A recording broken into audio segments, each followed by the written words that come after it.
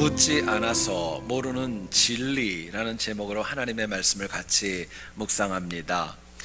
지난 2013년도 9월 12일 날 미국의 위생용품 업체인 고조라고 하는 회사가 굉장히 특별한 보고서를 발표하였습니다. 그 내용을 보면 이렇습니다.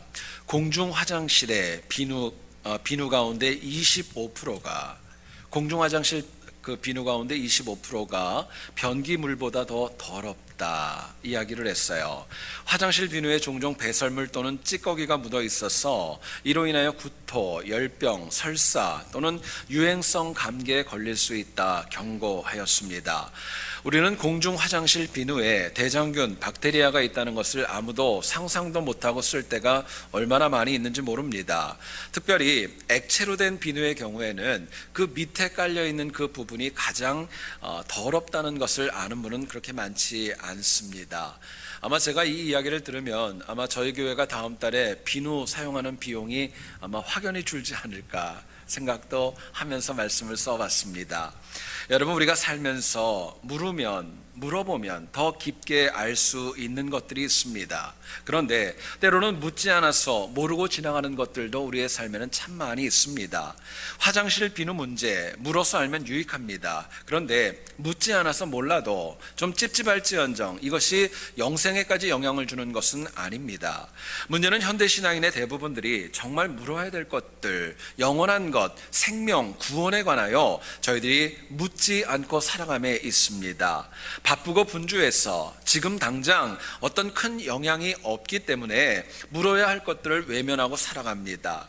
당장 발등에 떨어진 그 불똥이 너무너무 뜨겁고 급하기 때문에 영생에 관해서 외면하고 멀리할 때가 너무나도 많이 있어요. 그런데 영생에 관해 묻지 않음이 계속적으로 반복되고 지속되게 된다면 우리의 삶은 하나님 주시는 진리로부터 가까워질 수가 없는 것입니다.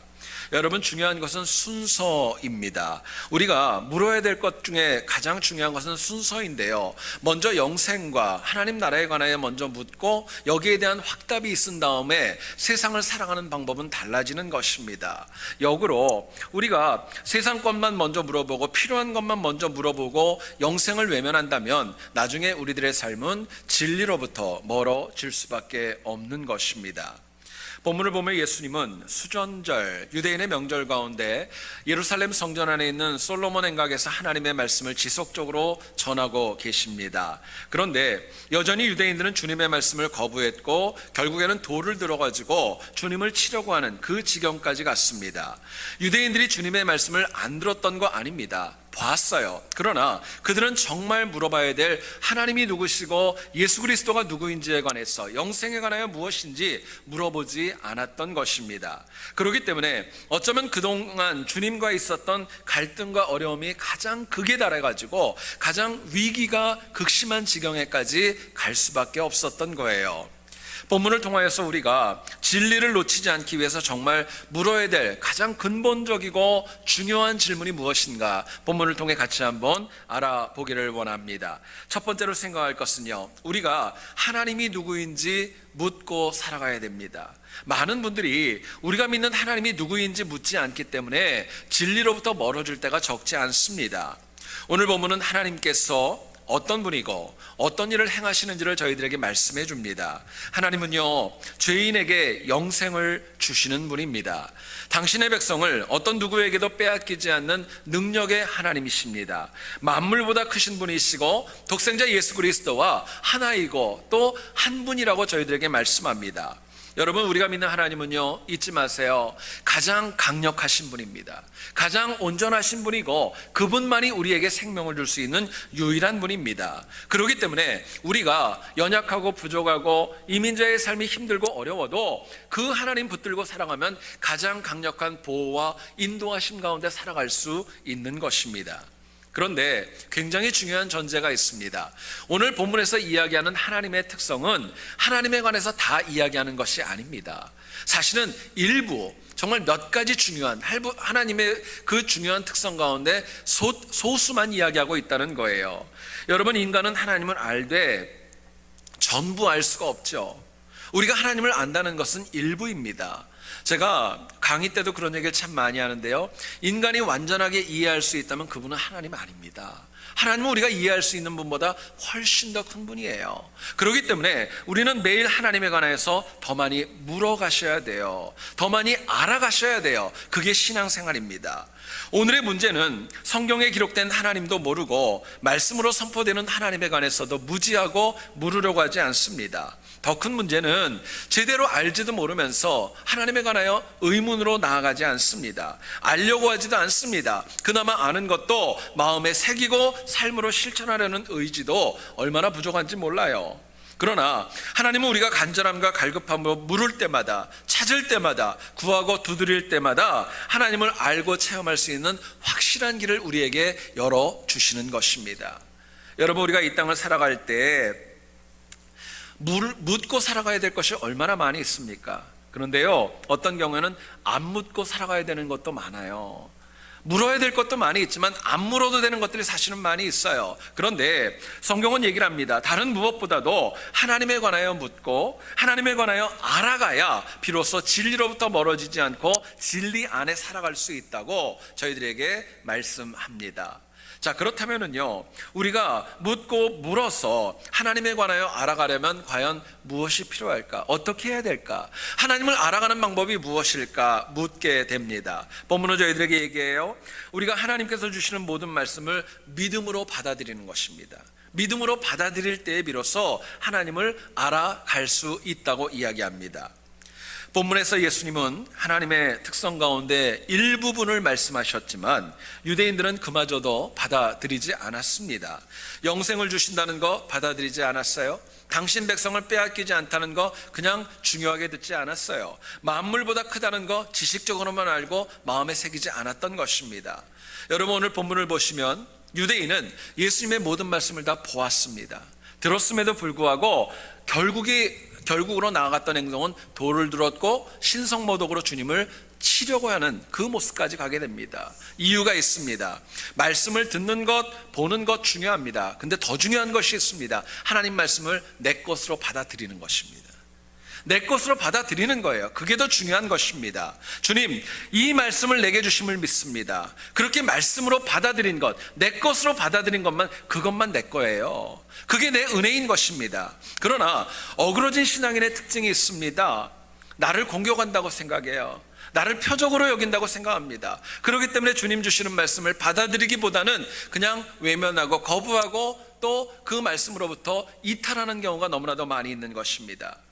여러분, 인간이요, 아무리 하나님 말씀을 많이 듣는다 할지라도 자기 방식으로 내 뜻대로 그렇게 하나님 말씀 들으려면요, 있는 그대로 받아들이지 않으면 결국에는 진리로부터 멀어질 수밖에 없는 것은 당연한 이치입니다.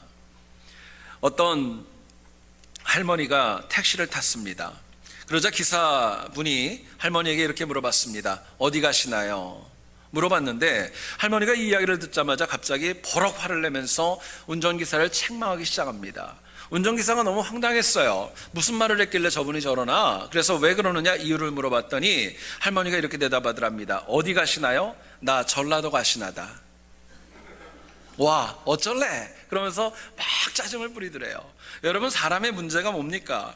믿음이라는 건 딴 거 아닙니다. 내 뜻과 내 의지로 해석하는 거, 그건 믿음 아니에요. 그건 믿음 아닙니다. 하나님이 주시는 그대로 받는 거, 하나님이 주시는 그대로 수용하는 거, 그게 믿음입니다. 하나님께서 내게 제일 좋은 거, 제일 필요한 거 나에게 말씀하신다는 믿음으로 하나님의 말씀을 받아들일 때 그때 진리 안으로 들어가는 거예요. 하나님께서 주시는 모든 말씀은요, 우연히 주시는 거 없습니다. 반드시 이유가 있습니다. 필연적으로 필요하기 때문에 주시는 거예요. 그러나 아무리 좋은 말씀, 아무리 존귀한 말씀이라도 내가 내 뜻대로 받아들이려고 하고 그대로 있는 그대로 받아들이지 않으면 그 말씀의 의미는 퇴색해져가는 것입니다.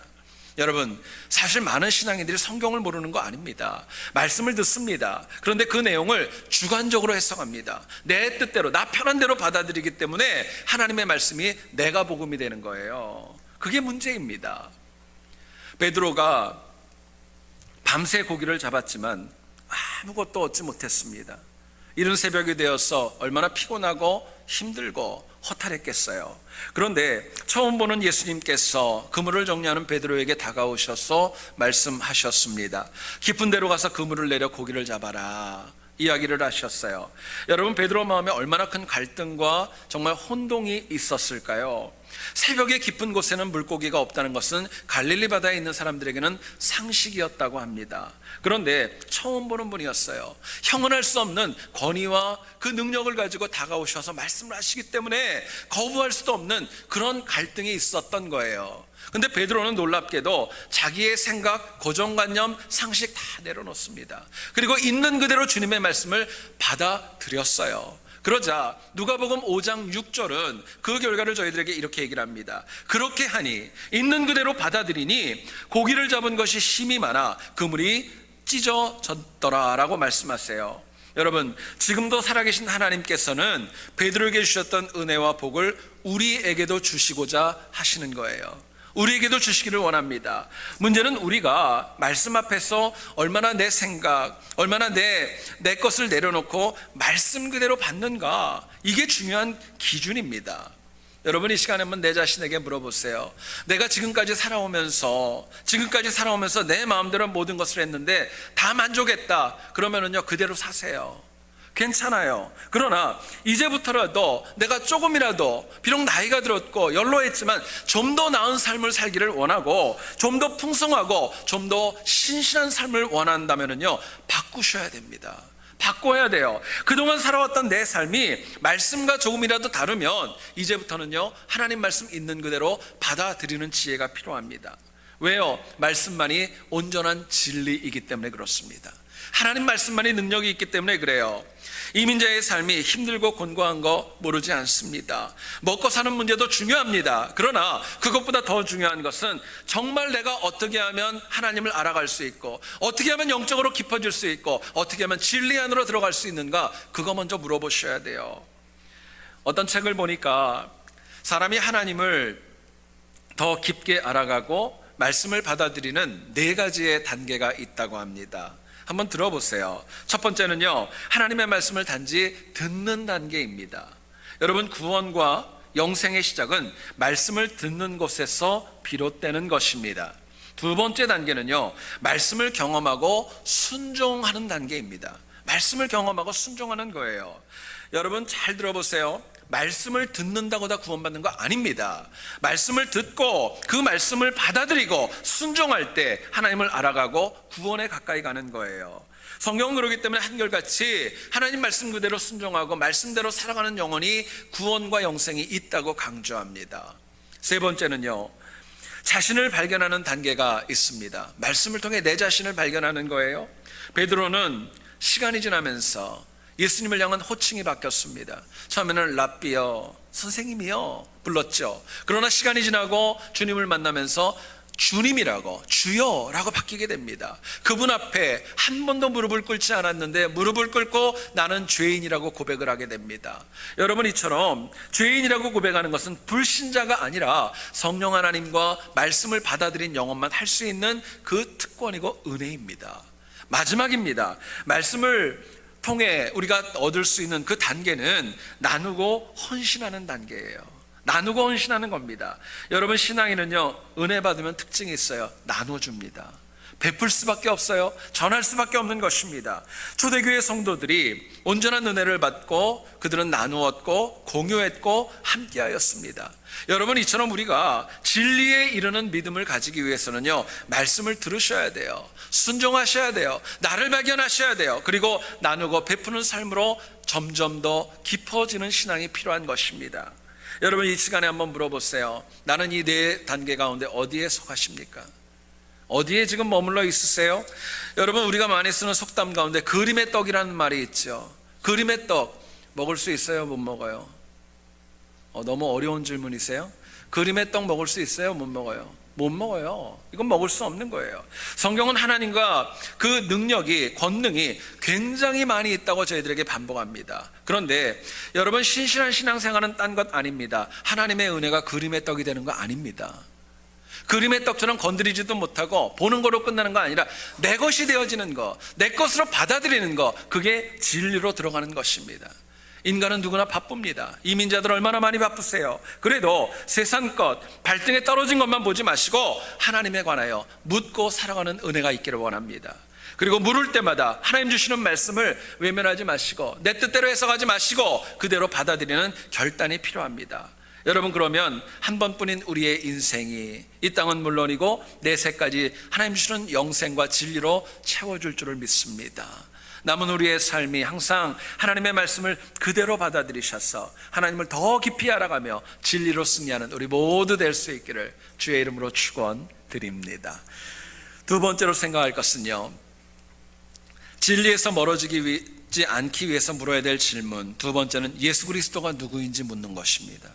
예수 그리스도가 누구인가 우리가 알고 살아갈 때, 알아야 우리가 진리 안에 들어갈 수 있습니다. 본문 30절을 보시면 예수님은 굉장히 단호하게 말씀하십니다. 나와 하나님은 하나이다. 나와 아버지는 하나이다 말씀하세요. 여러분, 예수님은 하나님과 하나이시기 때문에 예수님도 영생을 주실 수 있습니다. 예수님도 당신의 백성을 악한 마귀에게 빼앗기지 않습니다. 만물보다 크신 분입니다. 그런데 유대인들은 그 주님을 어떻게 생각했을까요? 본문 33절을 여러분 한번 보시기 원합니다. 선한 일로 말미암아 우리가 너를 돌로 치려는 것이 아니라 신성모독으로 인함이니 내가 사람이 되어 자칭 하나님이라 함이로라 이야기합니다.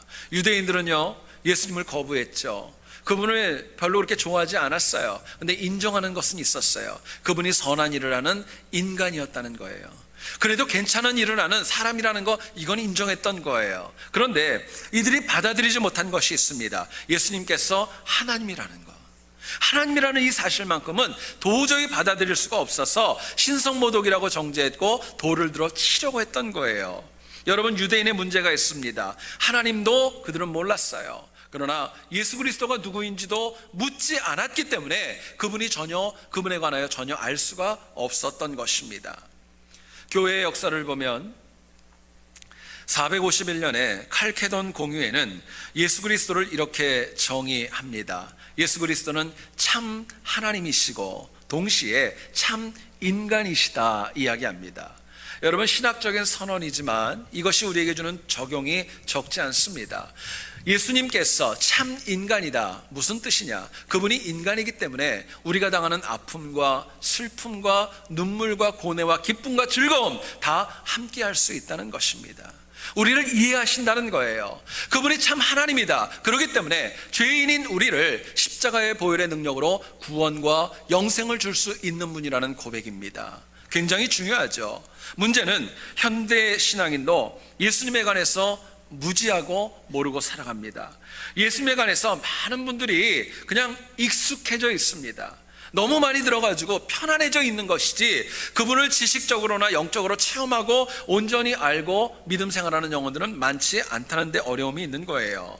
자, 그렇다면 우리가 또 묻고 물어서 예수님을 알아가려면, 주님을 알아가려면 어떻게 해야 될까? 본문은 저희들에게 이렇게 얘기를 합니다. 주님을 알아가기를 원한다면 어떤 경우에도 예수님을 떠나지 마셔야 돼요. 주 안에 있는 영혼들만이 예수님을 알아갈 수 있다고 이야기합니다. 29절을 한번 보세요. 그들을 주신 내 아버지는 만물보다 크심에 아무도 아버지 손에서 빼앗을 수 없다. 저희들에게 말씀합니다. 악한 마귀가 하는 일이 있습니다. 하나님 백성을 빼앗기 위하여서, 넘어뜨리기 위하여서 갖은 미혹과 유혹으로 공격합니다. 그런데 하나님께서는요, 당신의 백성을 절대로 악한 마귀에게 빼앗기지 않습니다. 그리고 그 하나님 백성들을 예수 그리스도 앞에 오게 하고 그분을 믿게 인도하시는 능력이 있습니다. 결국 여러분 잊지 마세요. 하나님과 예수 그리스도는요, 당신의 백성을 마귀에게 빼앗기지 않습니다. 마귀에게 지지 않는 거예요. 근데 문제가 있습니다. 뭐냐면요, 연약한 인간이 하나님을 떠나는 거예요.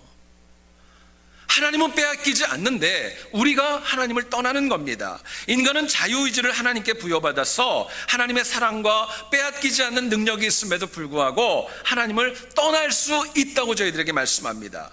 실제로 오늘 본문의 유대인들을 보세요. 예수님을 보고 들었지만은요, 영접하지 않았어요. 자꾸 떠났습니다. 멀어지는 모습을 보여줍니다.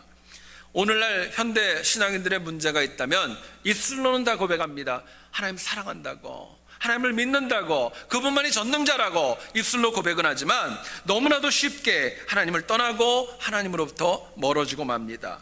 과거와 다르게 하나님이 변했기 때문에 그런 거 아닙니다. 오히려 우리가 정말 예전에 있었던 많은 신앙인들보다 하나님을 중요하게 여기는 그 마음, 그 믿음, 그 사랑, 그 은혜가 저희들에게 너무나도 부족하기 때문에 그렇습니다. 목회를 하면서, 신앙생활을 하면서 참 마음이 아플 때가 있습니다. 감정 때문에 하나님 버립니다. 상처 때문에 하나님을 버립니다. 심지어 기분이 좋지 않다고 하나님과의 거리를 멀리하는 경우도 안타깝지만 참 많이 보았습니다. 여러분, 그거 아닙니다. 하나님을 떠나는 것은요, 절대로 우리가 진리에 도달할 수 있는 그 방법이 아니라고 이야기합니다. 우리 세안교회는 제가 설교를 하다 보니까 요즘 더 많이 느끼는 건데요, 아멘 소리가 거의 없습니다. 누가 그러더라고요. 속으로 한다고. 뭐 속으로라도 하면 다행인데요, 여러분, 우리 교회하고는 좀 다르게 이 흑인들이 모여있는 교회에는요, 굉장히 뜨겁고 예배와 찬양이 뜨겁고 아멘으로 서로 크게 화답을 하면서 예배 시간이 참 길어도 은혜롭게 진행이 된다고 합니다. 근데 어떤 책에서 봤어요. 오늘 목사님께서 설교 중에 그렇게 얘기를 하셨습니다. 오늘날 교회가 주저앉아 있기 때문에 이제는 일어나 걸어야 합니다, 이야기를 했어요. 교인들이 크게 아멘으로 화답합니다. 아멘, 걸어야 됩니다, 일어나야 됩니다, 이야기를 했어요. 이번에 또 목사님 얘기하십니다. 아니, 걷지 말고 달려가야 되고 세계 선교를 위해서 날아가야 합니다, 이야기를 했습니다. 회중들이 더 흥분을 해가지고 그래야 됩니다, 아멘하고 막 화답을 했습니다. 그저 목사님 한마디 더 하셨어요. 교회가 날아가려면 선교 헌금이 필요합니다.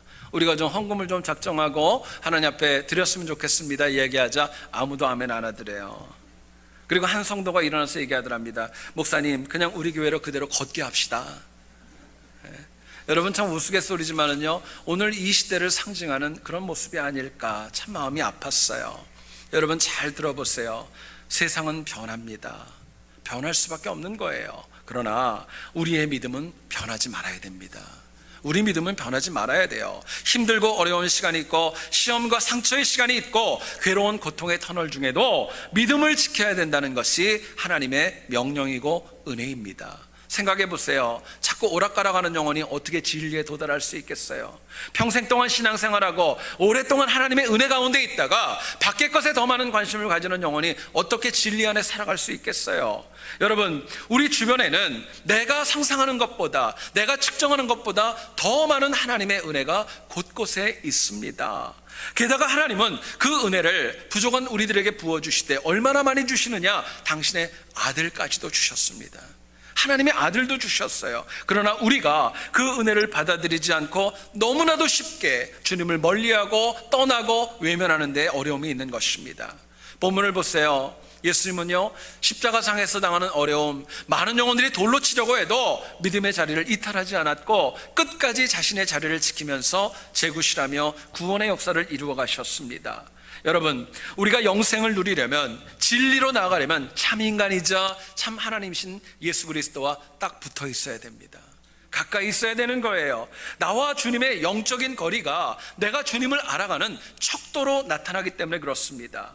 그렇기 때문에 우리의 신앙생활이 때로는 바쁘고 힘들고 어려워도 한 발자국이라도, 한 번이라도 더 주님과 가까워지고, 그래야 하나님이 주시는 진리 안에서 새로운 비전을 가지고 날마다 승리할 수 있는 것입니다. 영국 출신의 세계적인 선교사인 데이빗 리빙스턴이 있습니다.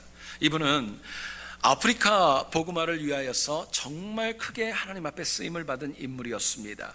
그런데 이 리빙스턴의 자서전을 보게 되면은 이분은 처음부터 아프리카가 선교 비전이 아니었습니다. 이분의 처음 선교 사역지의 목적은 어디였냐면 중국이었어요. 12살밖에 되지 않았던 어린아이가 의료 선교로 하나님을 중국에 섬기겠다고 서원을 하게 되었고, 공부도 열심히 해가지고 나름대로 많은 준비를 해서 떠날 준비가 완비되어졌습니다. 그런데 역사를 보면 바로 그때에 중국에서 영국과 중국의 아편전쟁이 일어납니다. 아편전쟁으로 인하여서 중국 정부는 영국인의 중국 입국을 갖다가 법적으로 다 막아버립니다. 생각해 보세요.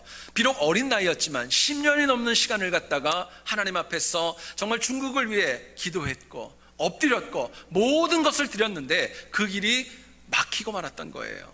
여러분, 마음에 얼마나 상처가 컸겠어요. 아픔이 얼마나 많이 있었겠습니까? 그런데요, 이 리빙스턴의 위대함이 있습니다. 그래도 실망하지 않았어요. 주님 떠나지 않았어요. 오히려 하나님 앞에 엎드리고 다시 기도하기 시작했습니다. 그 가운데 하나님이 리빙스턴에게 주셨던 귀한 음성이 있었습니다. 아프리카의 복음을, 이 말에 리빙스턴의 그 사역 목적지가 바뀌었던 거예요. 그리고 고백합니다. 선교는 내가 원하는 대로 되지 않고 하나님께서 원하는 대로 해야 된다는 것 마음에 새기고 또 새겨서 사역을 시작할 수 있었던 겁니다. 여러분, 진리는, 영생은, 구원은요 가만히 있는 영혼에게 주어지는 거 아닙니다. 게으른 영혼, 핑계와 변명에 휩싸여서 관망만 하는 영혼에게 진리가 주어지는 거 아닙니다. 나름대로 하나님의 일을 한다고 하다가 어려움을 당하면 내가 이를 위해 얼마나 수고했는데 하나님이 어떻게 나한테 이럴 수 있어? 불평과 원망으로 넘어지는 영혼들, 그 영혼에게도 안타깝지만은요 진리는 멀어지는 것입니다. 오히려 막힐수록, 힘들수록 더 좋은 길을 주시는 하나님을 믿고 다시 엎드릴 때에 우리가 진리에 도달할 수 있는 것입니다. 여러분, 그렇게 주님을 떠나지 않고 엎드리면은요 하나님이 리빙스턴에게 허락하셨던 것처럼 나에게 새 길을 여십니다. 새로운 비전을 열어가세요. 내게 더 큰 은혜로 채워주시는 것입니다. 여러분, 잊지 마세요. 다른 것은 다 포기하고 다 놓쳐도 주 안에 살아가는 삶은 지키기를 소원합니다. 그게 중요한 거예요. 그래야 연약한 우리의 인생이 사람답게 삽니다. 하나님 주신 기회 놓치지 않고 시간 낭비하지 않고 살아갈 수 있는 거예요. 우리가 어떤 일이 있어도 하나님 떠나지 않으므로 참 인간과 참 하나님 되신 주님 더 깊게 알아가서 진리로 승리하는 우리 모두 될 수 있기를 다시 한번 주의 이름으로 축원드립니다.